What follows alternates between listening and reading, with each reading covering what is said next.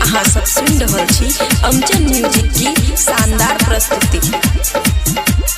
DJ Manish Raxaul.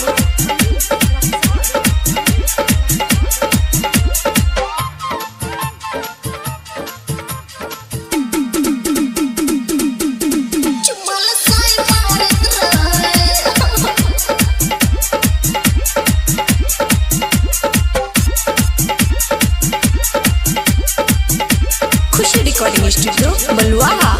ससुरा से नहीं हर तू कहिया तू आइला केला के देला या केला के लेला केला के वकर संभालत रहे हे गई रे छोरा बाजारत रहे चुमाल साई मारत रहे रे छोरा बाजारत रहे चुमाल साई मारत रहे।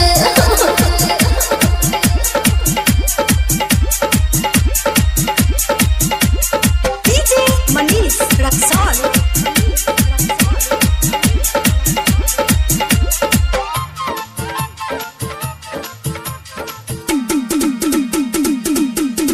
चुमाल साई मारत रहे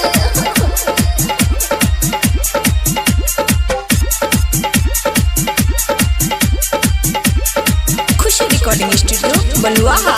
नई हर में रहत न रहला अंगना के घर में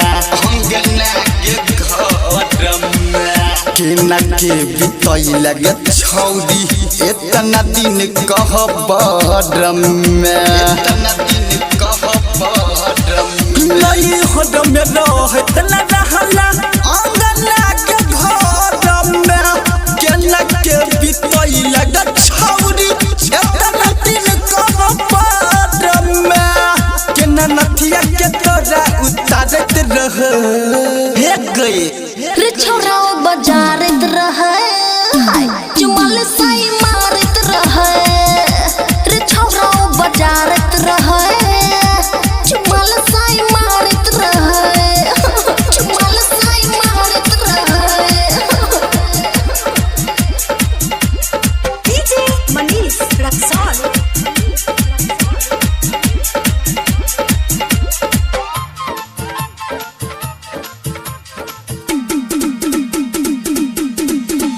चुमाल साई मारत रहे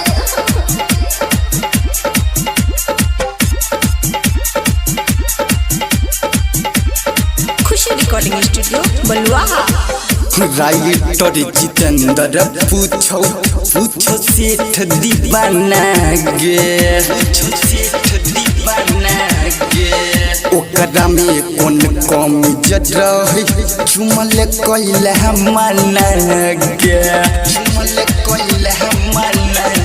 राइटर जितेंद्र पूछो सेठ दीवाना गे ओकरा में कौन कमी रही चुमल कैला मना गे कौन फिल्म तोरा जगावत रहे हे गई रे छोरा बाजारत रहे चुमाल साई मारत रहे रे छोरा बाजारत रहे चुमाल साई मारत रहे। खुशी रिकॉर्डिंग स्टूडियो बलुआहा।